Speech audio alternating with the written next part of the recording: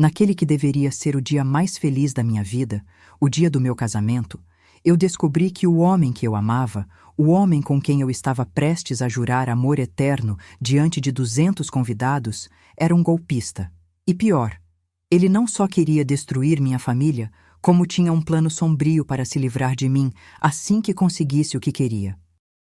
O que ele não esperava é que, em vez de fugir e cancelar tudo, eu olharia para ele no altar, com o sorriso mais doce do mundo, e diria sim. Mas meu sim não era para um casamento. Era para a minha vingança. E o jogo que ele achava que estava ganhando, eu estava prestes a virar. Eu sou a Camila, tenho 28 anos. E até aquele dia, eu sempre acreditei que meu casamento seria um conto de fadas. Que caminharia até o altar, de braço dado com meu pai, enquanto todos os olhares se voltariam para mim com admiração. Roberto me esperaria com um sorriso encantador, os olhos brilhando de emoção ao me ver no vestido branco que levei meses para escolher. Mas o destino tem um senso de humor peculiar.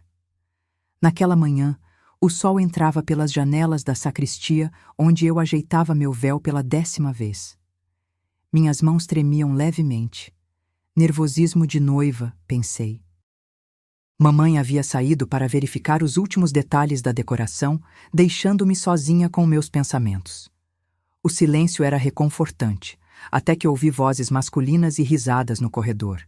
Reconheci imediatamente a voz de Roberto. Aquele timbre grave que me fazia estremecer quando sussurrava promessas de amor em meu ouvido, agora ecoava pelo corredor junto com as vozes de Marcelo e Tiago, seus melhores amigos e padrinhos. Aproximei-me da porta instintivamente, como se meu corpo pressentisse que algo importante estava prestes a ser revelado. Cara, não acredito que você conseguiu, disse Marcelo entre risadas. 2 anos planejando isso e hoje você fecha o negócio. Essa família não faz ideia do que os espera, respondeu Roberto, com uma frieza que jamais havia percebido em sua voz. 200 mil em dívidas que vão simplesmente desaparecer. Meu coração pareceu congelar no peito. Permaneci imóvel, como se qualquer movimento pudesse alertá-los da minha presença. E quanto tempo você pretende ficar casado antes de começar a vender as propriedades? Perguntou Tiago em tom cúmplice. O mínimo possível. Quando descobri o tamanho do patrimônio do velho Eduardo, soube que valia a pena o investimento. 3 anos fingindo estar apaixonado por uma mulher? Sinceramente, já estou cansado da farsa. Cada palavra era como uma facada. 3 anos de relacionamento. 3 anos acreditando em promessas, planejando um futuro, compartilhando sonhos, segredos, intimidades. Tudo uma mentira calculada. E se ela descobrir? Questionou Marcelo, parecendo subitamente preocupado. A risada de Roberto ecoou pela sacristia vazia. E como descobriria? Camila é ingênua demais. Além disso, se começar a desconfiar, tenho meus métodos para me livrar dela. A frase ficou suspensa no ar, carregada de um significado sombrio que fez meu sangue gelar. Não estava apenas me casando com um golpista. Estava me casando com alguém potencialmente perigoso. As vozes foram se afastando pelo corredor, mas permaneci paralisada por um tempo que pareceu infinito. Minha mente girava em um turbilhão de lembranças, agora todas manchadas pela revelação. Cada gesto de carinho, cada eu te amo, cada plano para o futuro, nada passava de uma atuação para me manipular e chegar até o patrimônio da minha família. Sentei-me no pequeno banco da sacristia, as mãos trêmulas segurando o buquê de lírios brancos. Lágrimas ameaçavam cair, mas algo mais forte do que a tristeza começou a crescer dentro de mim. Uma raiva fria, calculista, que eu não sabia que era capaz de sentir. Naquele momento, tomei uma decisão que mudaria tudo. Não cancelaria o casamento. Não causaria um escândalo. Não daria a Roberto a satisfação de saber que eu tinha descoberto seu plano. Em vez disso, casaria com ele. Entraria naquela igreja, diria sim diante de todos, sorriria para as fotos e dançaria a primeira valsa nos braços do homem que planejava me destruir. E então, quando ele menos esperasse, viraria o jogo. A marcha nupcial começou a tocar, indicando que estava na hora. Sequei as lágrimas inexistentes, recompus minha postura e ensaiei o sorriso mais convincente que consegui. Meu pai apareceu à porta, orgulhoso em seu terno impecável, sem imaginar que estava prestes a entregar sua filha a um predador. "Está pronta, querida?" perguntou, oferecendo-me o braço. "Mais do que nunca, pai", respondi, com uma convicção que o surpreendeu. Entramos na igreja sob o olhar de 200 convidados. Roberto me esperava no altar, com aquele sorriso que agora me parecia tão falso quanto todas as suas promessas. Ao seu lado, Marcelo e Tiago evitavam meu olhar, visivelmente desconfortáveis. A cada passo que dava em direção ao altar, minha determinação crescia. O vestido de renda francesa, que custara uma pequena fortuna, agora me parecia uma armadura. O véu, um escudo para esconder a tempestade que se formava em meus olhos. Quando cheguei ao altar, Roberto pegou minhas mãos entre as suas. Senti repulsa, mas mantive o sorriso. Ele não percebeu a mudança. Estava tão envolvido em sua própria atuação que não notou que já não era o único interpretando um papel naquele palco. "Você está linda", sussurrou, com admiração nos olhos. "Você também", respondi, pensando em como era bom em mentir. A cerimônia transcorreu como um filme em câmera lenta. Trocamos votos, promessas de amor eterno que em meus lábios soavam como juramentos de vingança. Quando disse sim, não estava me comprometendo com um casamento, mas com um plano de justiça que começava a se formar em minha mente. As alianças foram trocadas, o beijo selou nossa união diante da lei e da família, e os aplausos ecoaram pela igreja. Roberto parecia genuinamente feliz, não pelo amor, mas pela vitória que acreditava ter conquistado. Mal sabia ele que a verdadeira batalha estava apenas começando. A recepção no salão de festas era tudo o que eu havia sonhado. Flores brancas por toda parte, luzes delicadas pendendo do teto, música ao vivo e uma decoração que tinha levado meses para ser planejada. Sorri para os convidados, abracei parentes, posei para fotos e dancei a valsa nos braços do homem que, horas antes, descobri ser meu inimigo. "Está tudo bem?" Roberto perguntou em determinado momento, notando meu olhar distante. "Só emocionada", respondi, forçando lágrimas de felicidade que ele interpretou como o esperado nervosismo de uma noiva. Entre uma dança e outra, procurei minha irmã Lara com os olhos. 2 anos mais nova que eu, cursando o 4º ano de Direito, Lara sempre foi a racional da família. Enquanto eu me perdia em romances e sonhos, ela mantinha os pés firmemente no chão. Encontrei-a perto do bar, conversando com alguns amigos da faculdade. Pedi licença e a puxei para um canto discreto do salão. "Preciso de um favor urgente", falei, mantendo o sorriso no rosto como se estivéssemos apenas trocando confidências de irmãs. "O que houve?" ela perguntou, imediatamente percebendo que algo estava errado. Em poucas palavras, relatei o que havia ouvido na sacristia. Vi seus olhos se arregalarem de choque, depois se estreitarem de raiva. "Vamos cancelar isso agora mesmo", sussurrou, já olhando para Roberto com desprezo. "Não", segurei seu braço. "Quero que você investigue tudo sobre ele. Use seus contatos na faculdade, aqueles estagiários do fórum, quem for preciso. Preciso saber exatamente com quem estou lidando." Lara me encarou por alguns segundos, tentando processar meu pedido. "Tem certeza disso, Camila? É perigoso." "Mais perigoso é deixá-lo livre para fazer isso com outra mulher depois de mim", respondi, sentindo uma determinação que nunca havia experimentado antes. Minha irmã assentiu, o olhar demonstrando um misto de preocupação e admiração. "Vou começar hoje mesmo." Voltei para a festa, para os braços de Roberto, para a encenação que agora dominava minha vida. A cada minuto que passava, percebia mais detalhes que haviam escapado durante nosso relacionamento. Como ele sempre desviava de perguntas sobre sua família, como raramente falava sobre seu passado, como se interessava demais pelos negócios do meu pai. A noite avançou e, finalmente, nos despedimos dos convidados. Não haveria lua de mel. Roberto havia sugerido adiarmos a viagem por compromissos profissionais inadiáveis. Agora entendia que provavelmente queria ganhar tempo para começar seu plano. No carro, a caminho do apartamento que havíamos comprado, com o dinheiro dos meus pais, claro, ele segurava minha mão com carinho encenado.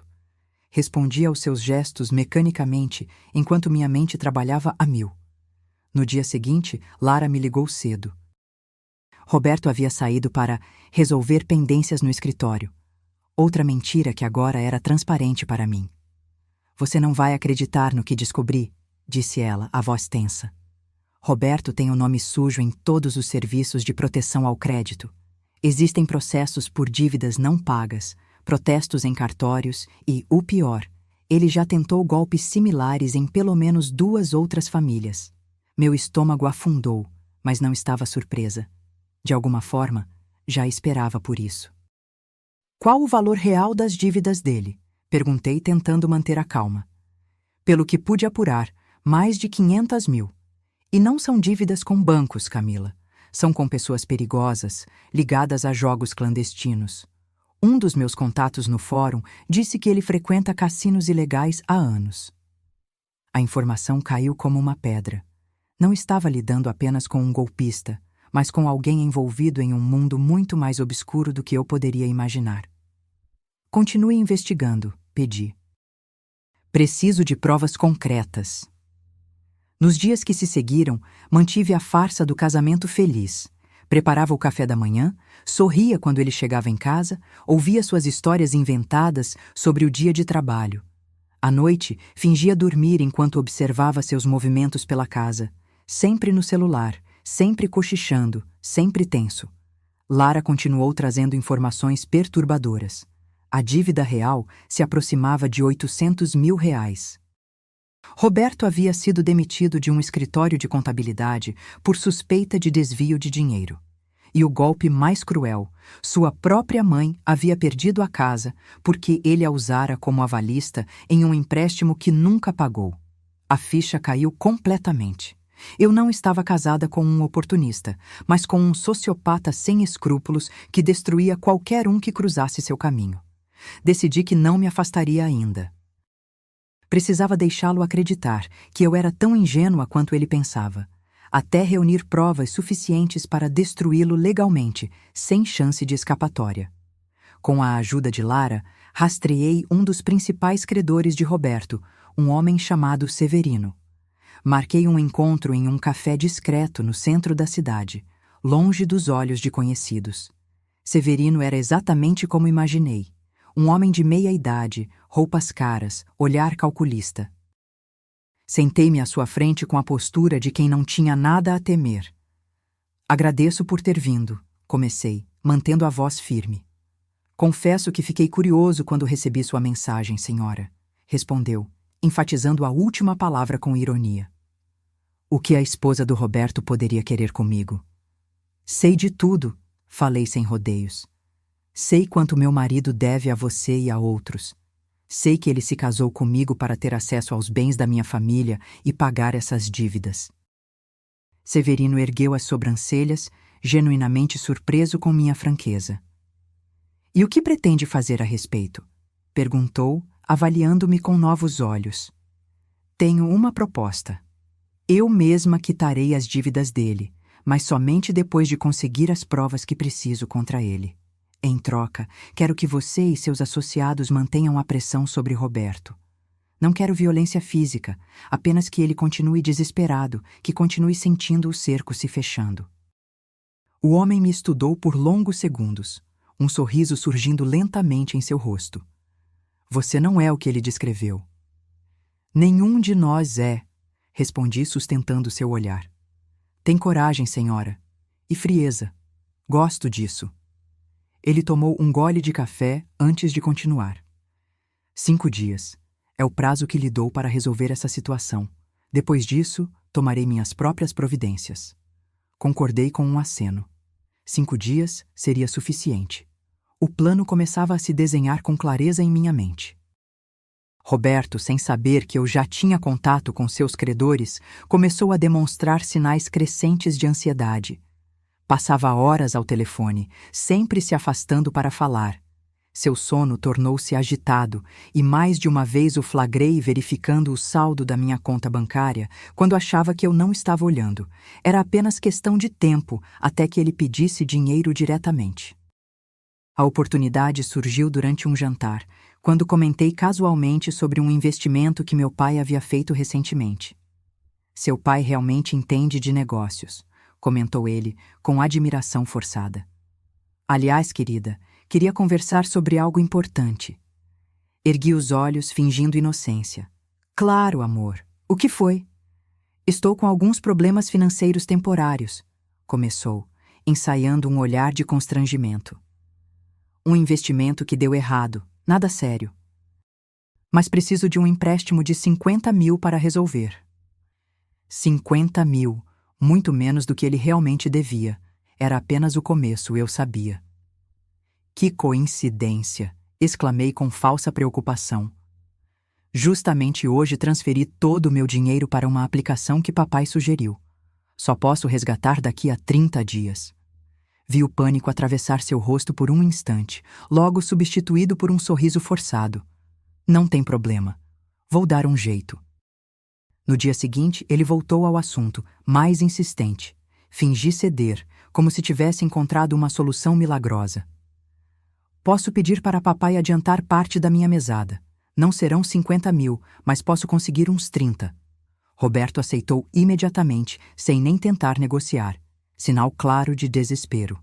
Transferi o dinheiro para sua conta e observei como ele relaxou momentaneamente, apenas para voltar a ficar tenso 2 dias depois.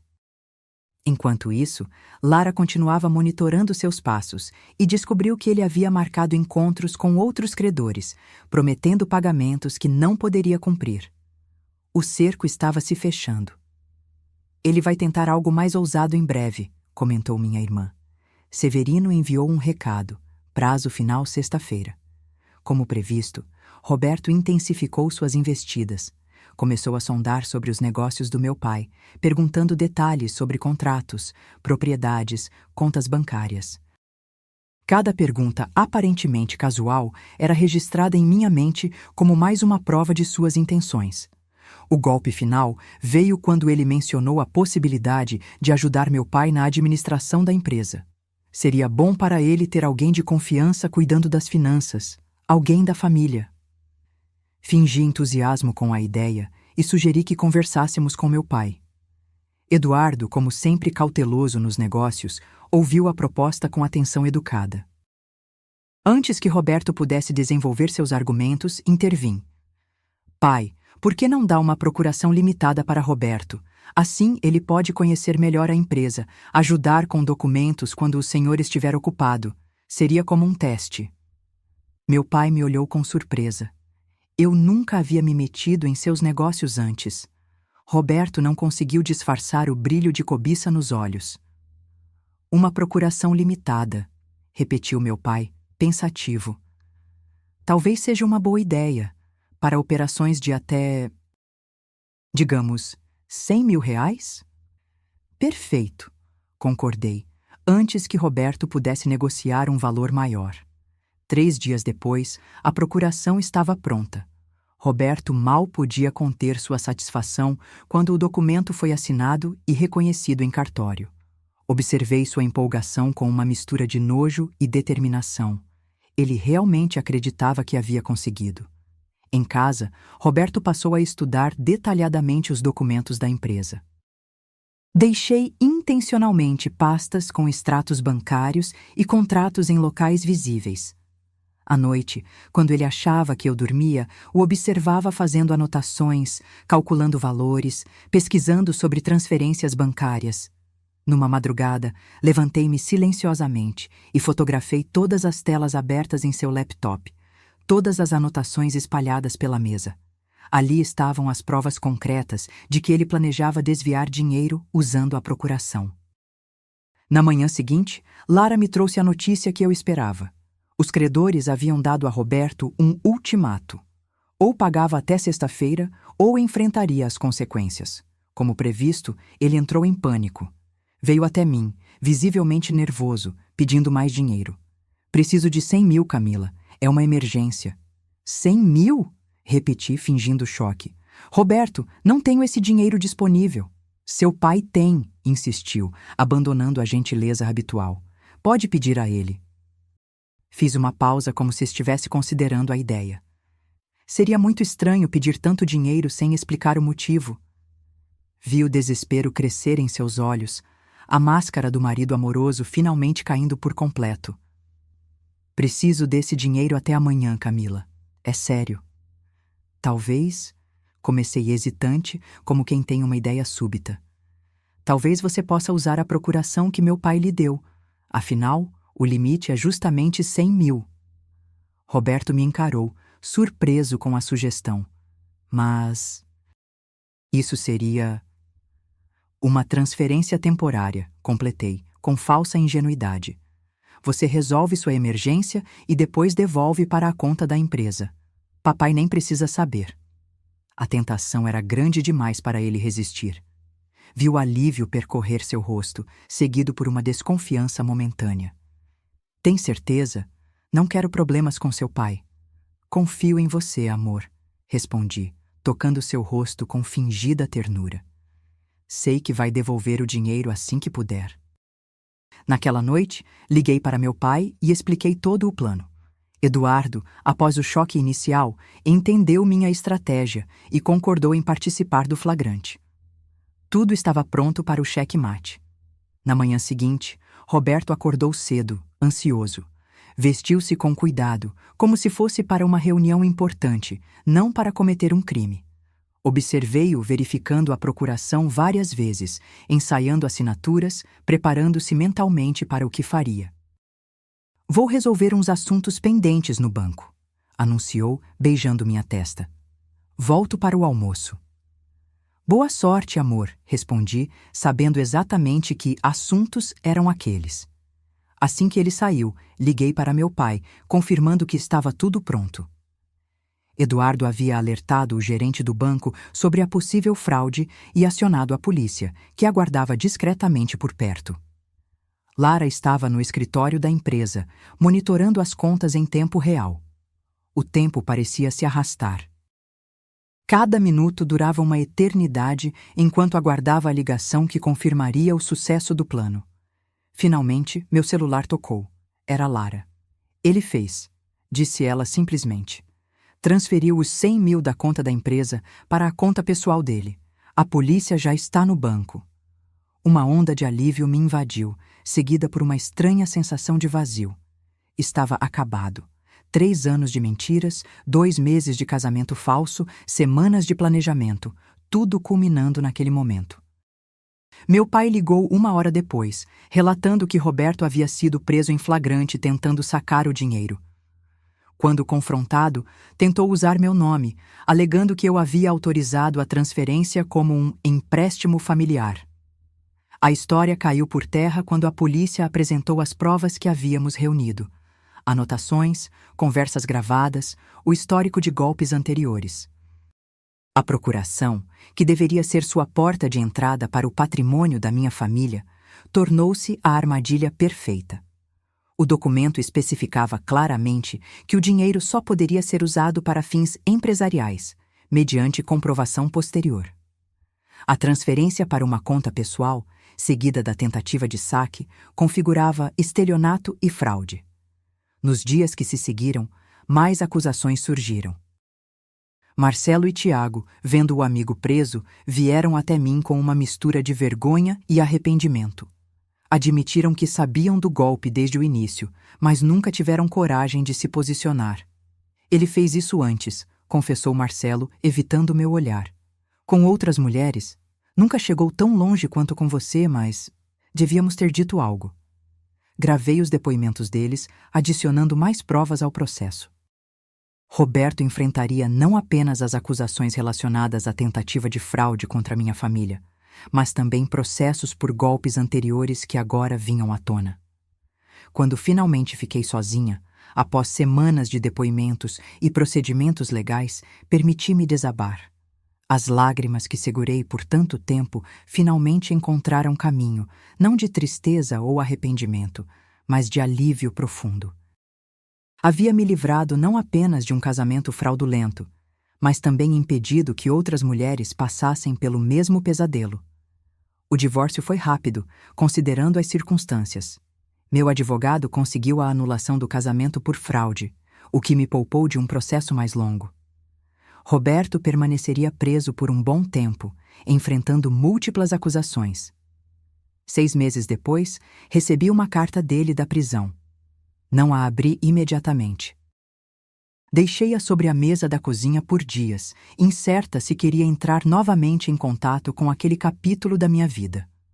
Quando finalmente tive coragem, encontrei não pedidos de perdão ou promessas de mudança, mas ameaças veladas e acusações. Mesmo preso, ele ainda se considerava a vítima da história. Queimei a carta sem responder. Aquele homem não merecia mais um segundo do meu tempo ou pensamentos. Lentamente, reconstruí minha vida. Voltei a estudar, algo que havia deixado de lado durante o relacionamento. Aproximei-me mais da minha família, especialmente de Lara, cuja determinação e inteligência haviam sido fundamentais para desmascarar Roberto. Encontrei novos amigos, pessoas genuínas que me aceitavam sem segundas intenções. O mais difícil foi recuperar a capacidade de confiar. Cada novo conhecido era recebido com uma dose de desconfiança, cada gesto de carinho analisado em busca de intenções ocultas. Mas, gradualmente, aprendi a discernir entre cautela saudável e paranoia debilitante. 1 ano após todo o ocorrido, recebi uma ligação inesperada. Era uma mulher chamada Clara, voz hesitante do outro lado da linha. "Você não me conhece", começou ela. "Mas Roberto também tentou me enganar. Vi seu nome no processo e queria agradecer. Se não fosse por você, eu provavelmente estaria vivendo o pesadelo que você viveu." Aquela ligação trouxe uma sensação de propósito que eu não esperava. Nos meses seguintes, outras mulheres entraram em contato. Algumas vítimas anteriores de Roberto, outras que haviam escapado por pouco graças ao caso que se tornou público. Formamos um grupo de apoio informal.